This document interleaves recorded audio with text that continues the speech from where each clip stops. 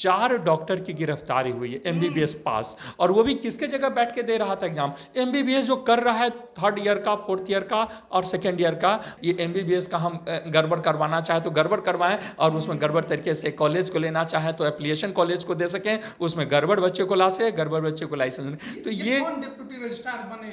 Doctor, मुझे मालूम चला डॉक्टर संतोष कुमार करके हैं। और खुद चांसलर बनने के पीछे था कि हम शिक्षा व्यवस्था को सुधारेंगे, लेकिन सुधारने के लिए जो लोग लेकर आए हैं वो कौन से? वो देखिए ना जो कैसे हैं। तो आप जाकर ये हम तो नहीं कह रहे हैं, ये मेरा आरोप नहीं है, ये केस उन पे चला हुआ है। तो क्रिकेट के तेंदुलकर हैं क्या है, स्पोर्ट्स में उनका क्या योगदान है जिसके वजह से एक आईएएस को रातों रात बना दिया गया वाइस चांसलर? ओलंपिक में जीतने की बात तो रही, कितने बिहार से गए हैं? एक श्रेयसी सिंह। इसके अलावा नेशनल में कितना जीत पाते हैं? कितने गए थे यहाँ? एक गई थी, वो भी बिहार सरकार का उसमें योगदान नहीं है। बिहार में बहार है और नीतीश कुमार है, तो इसी तरह का बिहार में बहार है और नीतीश। वो पूर्ण एनएमसीएच जैसे सुपरिटेंडेंट बनाया, वो वहाँ घोटाला किया, घोटाला के बाद फिर उसको आपने पुरस्कार के तौर पे क्या किया? डिप्टी रजिस्ट्रार बना दिया। तो ये पूरा आप सीक्वेंस समझें। आप 20 साल के बाद अभी जरा इनको ये हिम्मत नहीं पड़ रही जो 50,000 टीचर को वो जो फ्रॉड है, फर्जी है, उसको कर सके। तो ये कौन सी मंशा है इनको अंदर, ये कौन सा टॉलरेंस है, जरा मुझे बता दें। नमस्कार, आप लाइव बिहार देख रहे हैं, मैं हूं राजमोहन तिवारी। बिहार में लगातार यूनिवर्सिटी की चर्चा होती है, इसलिए क्योंकि लेट लतीफ कितना होता है यह किसी से छिपा नहीं है। बिहार सरकार और राजभवन इसको सुधारने के लिए क्या काम कर रहे हैं आज तक कोई नहीं जान पाया। 3 साल का जो पढ़ाई है वो 5 साल में पूरा होता है या 6 साल भी हो जाएगा। ये ऐसी घटना है, ऐसी प्रक्रिया है जो बिहार में ही सबसे ज़्यादा आपको देखने को मिलती है। लेकिन बिहार में नीतीश कुमार ने 3 नए यूनिवर्सिटी बनाए हैं, एक खेल कूद के लिए, एक मेडिकल साइंस के लिए और एक इंजीनियरिंग के लिए। लेकिन जिस तरीके से कार्य हो रहे हैं उसके बाद ऐसा लग रहा है कि नीतीश कुमार बिहार में शिक्षा व्यवस्था को सुधारने के बजाय इसे और भ्रष्टाचार में डुबोना चाहते हैं। क्योंकि जिस तरीके से अपॉइंटमेंट ऐसे दागी लोगों का बड़े बड़े पद पर कर दिया जा रहा है उसके बारे में आपको जानना जरूरी है। 2 दिन पहले की घटना है जब आर्यभट्ट यूनिवर्सिटी में एमबीबीएस की परीक्षा के लिए 4 स्कॉलर की गिरफ्तारी हुई। बेहतर तरीके से समझेंगे, जानेंगे नीतीश कुमार के नए शिक्षा व्यवस्था के बारे में, बिहार में कौन सा गुल खिलाने की कोशिश की जा रही है और बिहार के बच्चों के भविष्य को बनाया जा रहा है या बिगाड़ा जा रहा है। हमारे साथ सोशल एक्टिविस्ट संतोष जी हैं। कई सामाजिक मुद्दों पर और खासकर शिक्षा व्यवस्था के मुद्दों पर ये हमेशा से सरकार को घेरते हैं और उनकी कमियों को उजागर करते हैं, और आज इनसे बेहतर तरीके से समझेंगे नीतीश कुमार के नई शिक्षा व्यवस्था को। 3 नई यूनिवर्सिटी बनाया गया है, आप बेहतर तरीके से समझ रहे हैं, जान रहे हैं। शुरुआत करते हैं आर्यभट्ट यूनिवर्सिटी से। कब बना, कैसे बना, और उसके बाद जो 3 नई यूनिवर्सिटी नीतीश कुमार ने बनाए उसके पीछे कारण क्या रहा, और जो मेडिकल यूनिवर्सिटी में एक नया खेल हो रहा है उसके बारे में। देखिए, नीतीश जी निश्चित रूप से जो पहला उनका टेन्योर था बहुत अच्छा टेन्योर था, और उस टेन्योर को लेके सभी लोग उसके फ़ैन हो गया, मैं भी उसमें से एक हूँ। उसी समय आर्यभट्ट नॉलेज यूनिवर्सिटी बना, लेकिन मुझे लगता है सुनियोजित तरीके से भ्रष्टाचार का या पूरा माफिया का तंत्र हो गया।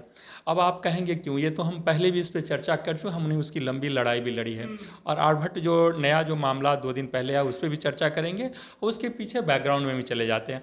8-9 में करीब आर्यभट्ट नॉलेज की बनाया गया, स्थापना हुई, और निश्चित रूप से एक बेहतर नई यूनिवर्सिटी बने, इसमें कोई बुराई नहीं है, बननी चाहिए। और जब आर्यभट्ट नॉलेज यूनिवर्सिटी बनी तो बिहार में जितनी कन्वेंशनल यूनिवर्सिटी थे, जैसे मिथिला यूनिवर्सिटी हो, बिहार यूनिवर्सिटी हो, पटना यूनिवर्सिटी हो, मगध यूनिवर्सिटी, इसके अंदर जितने मेडिकल कॉलेज थे, इंजीनियरिंग कॉलेज थे, फार्मास्यूटिकल कॉलेज थे, बीएड कॉलेज, उन सबको आर्यभट्ट के अंदर लाया गया। और उन यूनिवर्सिटी के पास सिर्फ कन्वेंशनल कोर्सेज रह गए, जैसे बीए है, बीएससी है, एमए है, एमएससी है, एमकॉम है इत्यादि। तो अब जब इसका मतलब आर्यभट्ट नॉलेज यूनिवर्सिटी को बहुत ही पावरफुल बनाया गया, और पावरफुल बना भी।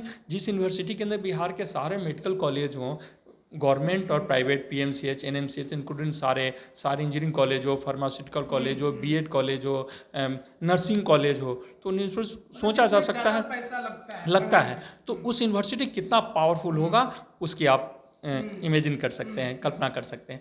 उस यूनिवर्सिटी का रजिस्ट्रार और इंस्पेक्टर ऑफ कॉलेज वो फर्जी डिग्री पे नौकरी करे, आप उसकी कल्पना नहीं कर सकते। इसकी हमने पहले भी चर्चा की है और इसको लेकर के लंबी लड़ाई ले रहे, उसको डिसमिसल कराया गया।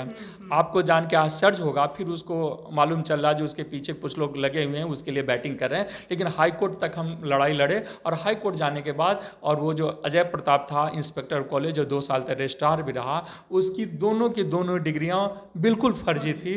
फर्जी का मतलब ये, जब मैं अभी जा करके कहीं एक अपॉइंटमेंट लेटर दिखा दूँ, मैं ही बोलूँ यूएस का प्रेसिडेंट हूँ, मैं ही थोड़ी देर बता दूँ एम्स का मैं ही डायरेक्टर हूँ, थोड़ी देर बता दूँ मैं ही प्रेसिडेंट ऑफ इंडिया हूँ, तो उस तरह की डिग्री पे वो रजिस्ट्रार बना, उसकी लंबी लड़ाई लड़ी। अब आप 2 दिन पहले की आपने घटना देखा होगा, आर्वर्ड नॉलेज यूनिवर्सिटी में एग्ज़ाम ले रही थी और उस एग्ज़ाम में एमबीबीएस का एग्ज़ाम चल रहा था, कोई 5वां 6ठे 7वें का एग्ज़ाम नहीं चल रहा था।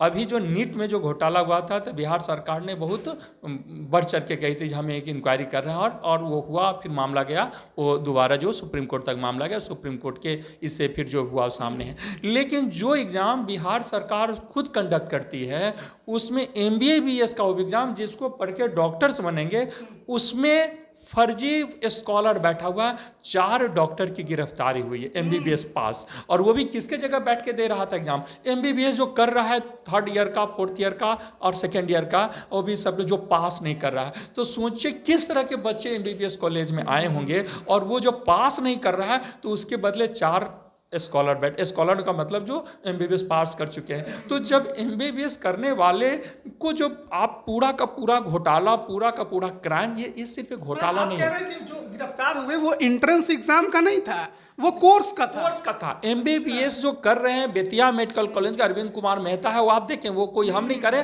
तमाम अखबार पटा पड़ा है। उसमें 4 बच्चे जो थे अलग अलग government medical college, Bettiah government medical college की बात कर रहा हूँ, आर्वर्ड गवर्नमेंट यूनिवर्सिटी है, कोई प्राइवेट यूनिवर्सिटी नहीं है। अब बेतिया का मेडिकल कॉलेज भी गवर्नमेंट मेडिकल कॉलेज है।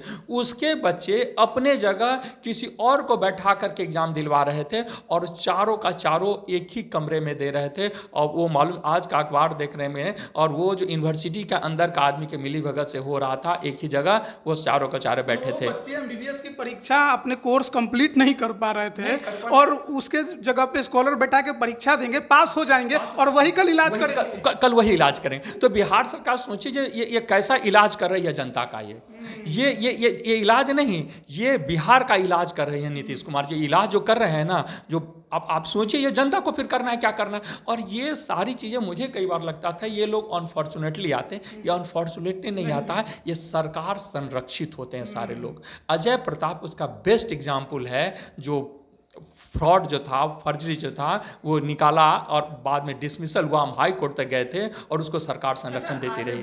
नॉलेज यूनिवर्सिटी के बारे में आपने बताया 2007-8 में बनी, और किस तरीके से वहाँ पर तमाम जो पैसे वाली जो कोर्सेज होते हैं वो सारा इसमें लाया गया।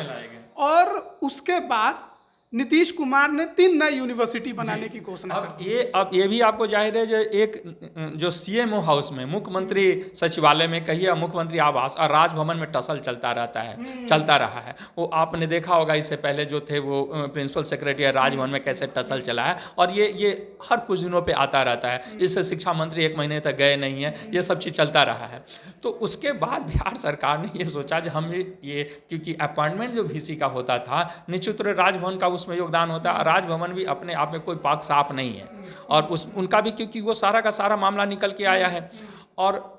और उसके बाद 3 यूनिवर्सिटी माननीय नीतीश कुमार जी ने 3 नई यूनिवर्सिटी बनाई, मेडिकल साइंस के लिए, इंजीनियरिंग के लिए, स्पोर्ट्स के लिए। अब हमें मालूम हुआ है जो मेडिकल कॉलेज के मेडिकल यूनिवर्सिटी जो बनी, उसका डिप्टी रजिस्ट्रार को ऐसे लोगों को लाया है जो पहले से बड़ा से बड़ा घोटाला में संलिप्त था। वो भी जी घोटाला में से था, उस पर नॉन अवेलेबल वारंट था, नॉन अवेलेबल विजिलेंस का, वो नहीं विजिलेंस ने किया था उन्होंने, वो भी एनएमसीएच में घोटाला किया था, एनएमसीएच में सुपरिटेंडेंट रहते। तो अब सरकार क्या करती है, इन लोगों को कोई ऐसा नहीं जो सरकार के नॉलेज में नहीं है, सरकार के पूरे नॉलेज में है, उस तरह के लोगों को खोजती है जो इनके कंधे पे रख के हम अपनी गोली चला सकें। मतलब हम जो चाहते हैं करना यूनिवर्सिटी में वो हम तमाम तरह का कर सकें। ये एमबीबीएस का हम गड़बड़ करवाना चाहे तो गड़बड़ करवाएं, और उसमें गड़बड़ तरीके से कॉलेज को लेना चाहे तो एप्लीकेशन कॉलेज को दे सकें, उसमें गड़बड़ बच्चे को ला सके, गड़बड़ बच्चे को लाइसेंस। तो ये कौन डिप्टी रजिस्ट्रार बने?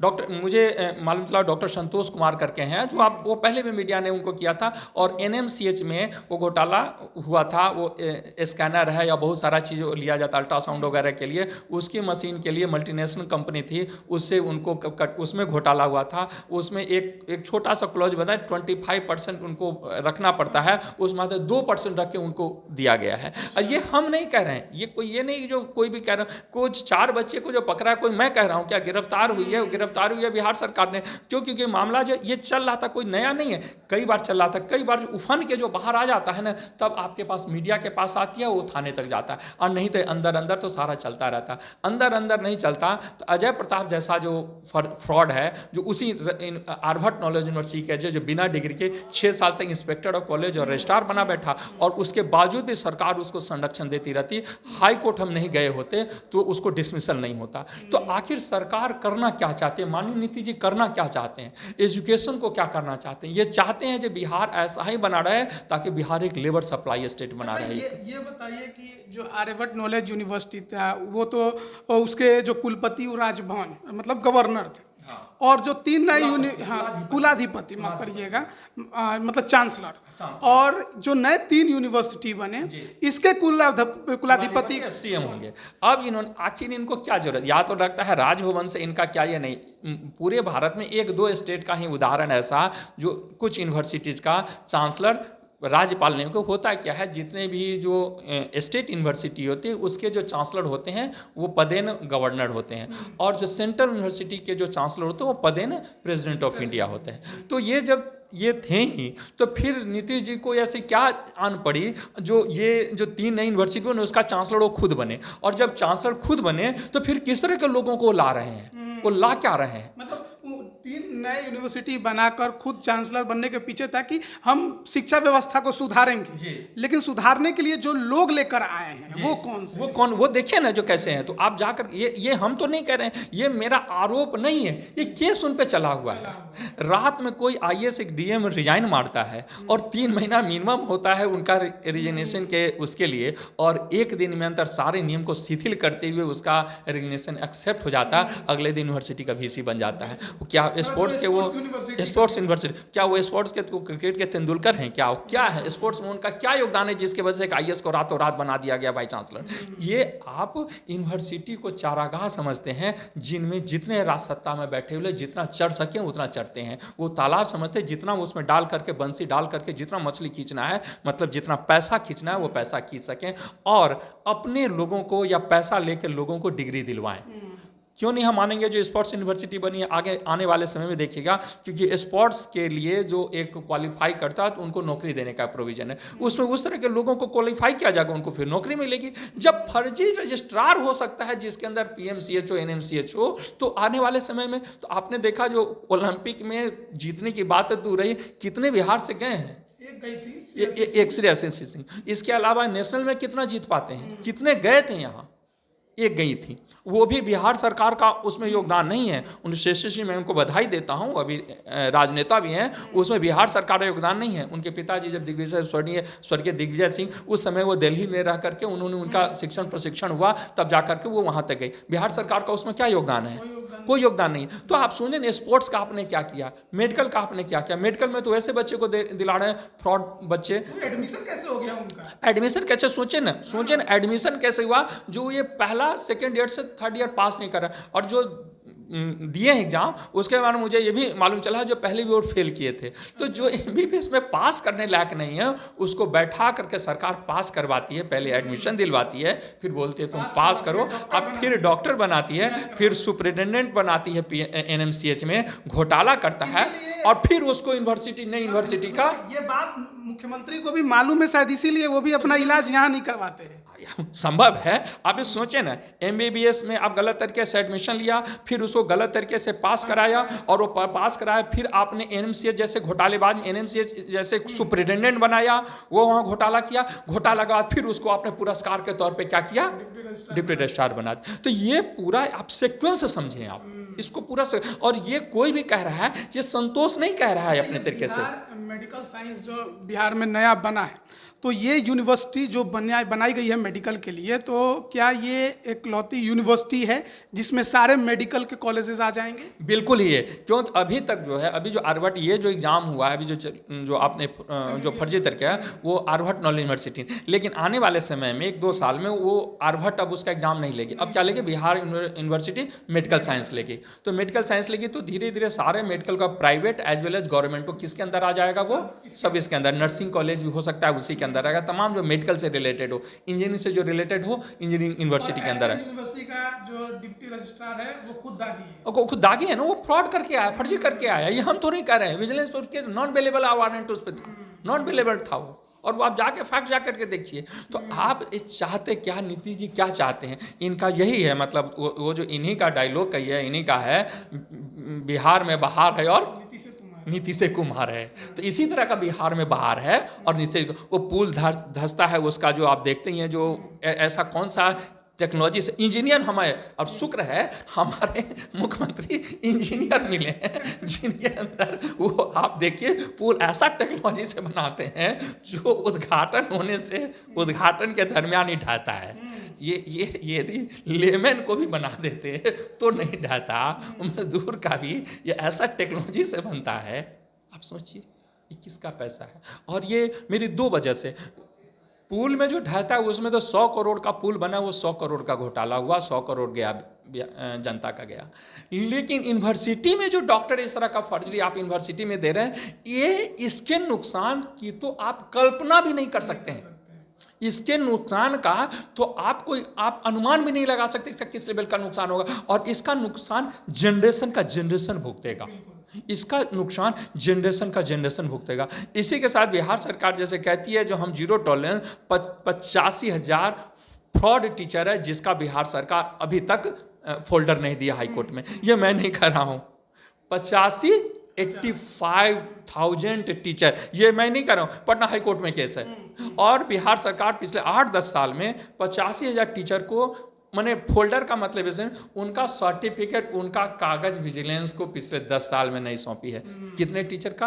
85,000। जो 85,000 जो फर्जी टीचर है वो कितने लाख का भविष्य को खराब कर रहा होगा, ये सोचिए। संतोष जी, हम ये भी जानना चाहेंगे कि एक यूनिवर्सिटी को बनाने में कितना का खर्च आता है? कई हजार करोड़। आप ऐसे देखिए, एक इंफ्रास्ट्रक्चर पे खर्च होगा, बिल्डिंग बनेगी, उसके बाद नए अपॉइंटमेंट होगा, कई करोड़ रुपया आपको हर महीना जा रहा है।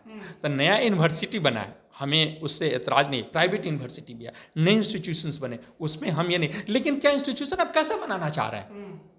आप जब आर्यभट्ट बनाए, आर्यभट्ट इन्होंने ही बनाया, माननीय नीतीश कुमार जी के ही दरमियान उन्हीं का है ड्रीम, और आर्यभट्ट के नाम पे बिहार आर्यभट्ट के नाम पे जिसमें आपने फ्रॉड करवाया है, और उसी आर्यभट्ट में देखिए कैसा चल रहा है खेल। आर्यभट्ट बनाने के पीछे कारण क्या? आर्यभट्ट के नीचे जो अलग अलग पहले जो क्या था, जैसे PMC पटना यूनिवर्सिटी के अंदर था, हो सकता Darbhanga medical college Mithila university के, तो अलग अलग मेडिकल कॉलेज अलग अलग यूनिवर्सिटी के अंदर था, मैनेजमेंट अलग यूनिवर्सिटी के अंदर था। जो कन्वेंशनल यूनिवर्सिटी है जैसे मिथिला यूनिवर्सिटी है, मगध यूनिवर्सिटी, BN मंडल यूनिवर्सिटी है, वीर कुंवर यूनिवर्सिटी है, पटना यूनिवर्सिटी है, तो इसी यूनिवर्सिटी अब उन सारे को क्या लाया? आर्यभट्ट के अंदर लाया, तो ताकि एक जगह ला करके हम इसको बढ़िया से कंट्रोल करेंगे, ऑपरेट। तो एक जगह से ऑपरेट का उद्देश्य था, ये एक जगह से उगाही का था। ये तो फिर आप अजय प्रताप से जाके समझिए, जो आप इंस्पेक्टर ऑफ कॉलेज के पद पे 6 साल तक फर्जी बिना डिग्री का वो रहा है। नीतीश कुमार का था कि एक जगह से हम ऑपरेट करेंगे, और फिर उन्होंने इसी यूनिवर्सिटी में से 3 जगह तोड़ दिया। 3 किया और उसमें फिर इस तरह के लोगों को अपॉइंट कर रहे और हैं। उसके बाद रा- आर्यभट्ट के पास क्या बचा? आर्यभट्ट के पास बहुत कुछ कोर्सेज बच जाएंगे, कुछ कॉलेजेस बच जाएंगे मुश्किल से। वो मतलब क्या करेगी अब? वो अब कह रहे कि क्या, तो ये नीतीश जी बताएंगे। ये तो इतना करोड़ों हजार करोड़ खर्च करके बिल्डिंग बनाया, बिल्डिंग इतना बनाया। बड़ा जमीन लेकर। अभी तो उसका जो कोई काम होगा ना? अभी तो- आर्यभट्ट के पास मेडिकल का कोई काम नहीं रह गया, इंजीनियरिंग का कोई काम नहीं रह गया, स्पोर्ट्स का कोई काम नहीं और रह जो गया। कन्वेंशनल कोर्सेज के लिए उसके लिए तो यूनिवर्सिटी है ही, पहले से ही है। यूनिवर्सिटी है ही। अब आप जो है कहने का मतलब वो राजभवन के पास जो था, जो वो जो शेयर होता था उगाही में, वो उगाही में शेयर नहीं हो। अब वो सीधा का सीधा मेरा चले, क्योंकि सिर्फ नई यूनिवर्सिटी बनती है तो इंफ्रास्ट्रक्चर ही नहीं होता है, बिल्डिंग बनती है, बिल्डिंग के अंदर इंस्टीट्यूशन बनता है, वो तमाम तरह के आप मशीन लगते, उन सब में क्या होता है सीधा। और उसके बाद अपॉइंटमेंट होते हैं, नए नए पद नए क्रिएट होते हैं, क्योंकि पुराना तो ट्रांसफर होगा, ट्रांसफर में क्या मिलना है, मिलना क्या है, अपॉइंटमेंट में मिलना है। और अपॉइंटमेंट में कैसे, वैसे लोगों को बैठाएंगे जो हमको ठीक से बिल्कुल ही। और इस तरह, इसीलिए इस तरह के लोगों को इस पद पे बैठाते हैं, ताकि वो फ्रॉड को बैठाते हैं। इसलिए यदि फ्रॉड को नहीं बैठाएंगे, ऑनेस्ट को बैठाएंगे, तो उनके इशारे पे तो करेगा नहीं। और फ्रॉड इसलिए करने के लिए तैयारी हो जाता है क्योंकि सरकार, उसको मालूम होता है सरकार के पास हमारा अभी का कुंडली नहीं है, पीछे का भी कुंडली है। इसीलिए वो बोलेंगे 2 के बदले में 3 लिखने के लिए, तो उसको 1 सेकंड नहीं लगेगा, उनका हजूर जा बोलेगा, इंस्ट्रक्शन सिर्फ निर्देश दे देगा इशारा से, वो उस पर करते रहेंगे। वो नहीं होता तो आर्यभट्ट यूनिवर्सिटी में रजिस्ट्रार था वो फर्जी डिग्री आता। अच्छा, कितने का भ्रष्टाचार आपको लगता है किस तरीके से किया? हजारों करोड़ का है, ये हजारों करोड़ का मामला है। ये आप बताइए ना, ये जो इतने सारे जो होंगे उनकी सैलरी क्या, जो वाइस चांसलर होंगे, रजिस्ट्रार होंगे, डिप्टी रजिस्ट्रार होंगे, प्रोफेसर होंगे, बर्सर होंगे, उसका क्या वो 50,000 का तनख्वाह होगा क्या? 2 लाख 2.5 लाख के करीब, 1.5 से 2 लाख से तनख्वाह किसी का कम नहीं है। तो 1.5 से 2 लाख रुपया तनख्वाह देते हैं, उसके बाद उसमें सेमिनार हो रहा है, उसमें और उसके नाम पे तो बहुत सारा फंड जाता है ना, वो रिसर्च हो रहा है तो उसका ये हो रहा है, तो उसका वो हो रहा है, तो वो सारे फंड जाते हैं। आप उसमें करते रहे आप। इसीलिए उस तरह के लोगों को बैठाया जाता है, जो हम जो गलत चीज़ करना चाहते हैं वो मेरे इशारे पे होता रहे। तो अब इसको क्या कहेंगे हम, कौन बैठा रहा है? अब ये बोलेंगे इसके लिए क्या अमेरिका लेबनान जिम्मेदार है क्या? और उसके तो आप चांसलर हैं। अब तो उसके चांसलर, अब तो ये भी नहीं कहेंगे जो हम चांसलर नहीं, राजभवन के हाथ है। अच्छा, राजभवन का हाथ है तो आप किस लिए बने? तो शिक्षा आपके अंदर नहीं है, वो फिर आप बोलिएगा वो मंत्री कर रहा है, वो डीएम कर रहा है। रात में डीएम डिजाइन देता है और सुबह में यूनिवर्सिटी का वाइस चांसलर बन जाता है। ये क्या आपको लगता है जो ये क्या है, रात में एप्लीकेशन निकला होगा, वो फिर एप्लीकेशन दिया होगा, इंटरव्यू दिया होगा, सिलेक्शन कमेटी हुई होगी। अब आप देखिए वो कब अप्लाई किया होगा, वीसी के लिए निकलता है, वैकेंसी निकलती है, इंटरव्यूज होता है, सिलेक्शन कमेटी होता है, ऐसा कौन सा बिहार का पहला स्पोर्ट्स यूनिवर्सिटी में जिसको डीएम ने रात में रेजिग्नेशन दिया और सुबह सुबह भाई चांसलर बन गया। ये तो फिर वही कहेंगे बिहार में बाहर है और नीतीश से।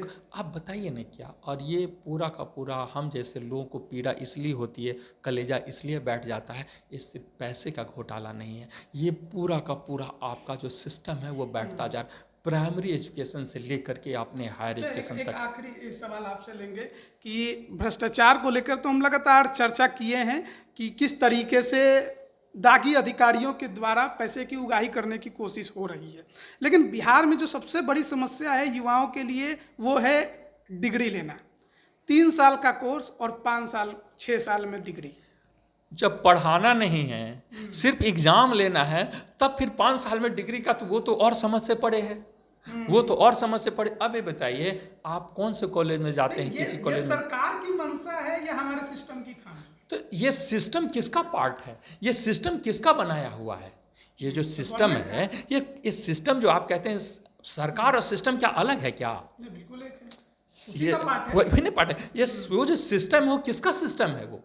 तो इसके क्या ये जो लेट लतीफ़ी होती है इसमें भी भ्रष्टाचार है इसके पीछे? नहीं, बिल्कुल भ्रष्टाचार होगा ना। कोई आदमी अब मान लिया जो लेट एडमिशन हो रहा है, लेट एडमिशन हो रहा है, तो इसके पीछे अच्छी मंशा क्या होगी जरा मुझे ये बता दीजिए।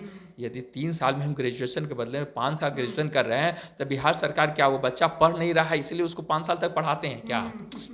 इसके पीछे अच्छी क्या मंशा होगी? इसके पीछे अच्छी क्या मंशा होगी? अच्छी मंशा तो हो नहीं गई। और उसके बाद आप किसी भी कॉलेज में चले जाइए, क्या क्लास चल रहा है वो आपके समझाने की ज़रूरत नहीं। 20 साल के बाद मान नीतीश जी को ये सपने में आया अब जो टीचर की बहाली करना चाहिए कंपटीशन के द्वारा, ये 20 साल के बाद, और अभी जरा इनको ये हिम्मत नहीं पड़ रही जो 50,000 टीचर को वो जो फ्रॉड है, फर्जी है, उसको कर सके। तो ये कौन सी मंशा है इनको अंदर, ये कौन सा टॉलरेंस है, जरा मुझे बता दें। इससे सिर्फ पैसे का नुकसान नहीं है, पैसे का तो करते ही करते बंदरवाट होता है, वो कोई नई चीज़ें नहीं है। भ्रष्टाचार, कई लोग बोलते हैं भ्रष्टाचार अब डिस्कशन का मुद्दा नहीं रहा। ये पूरा जनरेशन को खत्म कर रहे हैं। आने वाले कई पीढ़ियां इसकी भुगतान करेगी। क्या भुगतान नहीं करेगी? इस तरह के MBBS निकलेंगे, क्या पीढ़ियां भुगतान करेंगे कि नहीं करेगी? और वही नहीं इंजीनियर है, यही नहीं इंजीनियर, वो पुल जो हो रहा है, ये तो अभी तो टूट रहा है। हो सकता है आप जाके प्राइमरी जितने भी स्कूल से हैं उस स्कूल का छत जाके देखिए, किसी भी फ्लोर पे 2nd 3rd 4th फ्लोर नहीं बनाया जा सकता है, वो बिल्डिंग बैठ जाएगा। तो अचानक से पता चलता है कि बच्चे बैठे हैं, बच्चे गिर गया, तो आपने कैसा बिल्डिंग बनाया है? ये सब इंजीनियरिंग का कमाल है। हमारे मुख्यमंत्री तो इंजीनियर हैं। आप बोलेंगे तो आप कहेंगे व्यंग कर रहे हैं, आप देश के मुखिया पे, आप राज्य के मुखिया पे व्यंग कर रहे हैं। हम किसको बोलें? बिल्कुल हम किसको बोले? आप कहते हैं जो हम अच्छे, तो आप हैं, तो ये जो हो रहा है इसके लिए कौन जिम्मेदार है? मतलब अच्छा हुआ तो आप, बुरा हुआ तो ये देश, ये राज्य, लोग, इसके लिए भी सिर्फ आप जिम्मेदार हैं, इसके लिए और कोई जिम्मेदार नहीं। बहुत बहुत धन्यवाद आपका हमारे साथ जुड़ने के लिए। तो देखिए, बिहार में इन दिनों चुनाव को लेकर सुगबुगाहट तो बहुत ज़्यादा है, लेकिन जिस तरीके से भ्रष्टाचार को लेकर नीतीश कुमार कहते हैं जीरो टॉलरेंस, उसका नमूना हम आपको अभी समझा रहे थे, बता रहे थे कि किस प्रकार से एक नई यूनिवर्सिटी बनाने के पीछे किस प्रकार से पैसे की उगाही का भी खेल हो सकता है। एक दागी को कैसे डिप्टी रजिस्ट्रार मेडिकल यूनिवर्सिटी का बना दिया गया, वो यूनिवर्सिटी जो नीतीश कुमार ने अभी अभी नई बनाई है और जिसके चांसलर वो खुद हैं। अब बिहार में जो 3 यूनिवर्सिटी नई बनी है, उन तीनों के चांसलर नीतीश कुमार हैं। पहले जो यूनिवर्सिटी थी उसके चांसलर गवर्नर हुआ करते थे, लेकिन अब उसके अंदर किस प्रकार से फर्जीवाड़े की खबर आ रही है और दागियों को पद दिया जा रहा है, उस पर हम चर्चा कर रहे थे। आर्यभट्ट नॉलेज यूनिवर्सिटी का अब क्या औचित्य रह गया है वो भी आप समझ सकते हैं, जिसमें 1000 करोड़ रुपए लगे होंगे बनाने में, कई एम्प्लॉय रखे गए होंगे, किस प्रकार से उनका वो काम लेंगे, ये देखने वाली बात है। लेकिन आप इस पर क्या राय रखते हैं, कमेंट करके ज़रूर बताइएगा। आप सभी का बहुत बहुत धन्यवाद।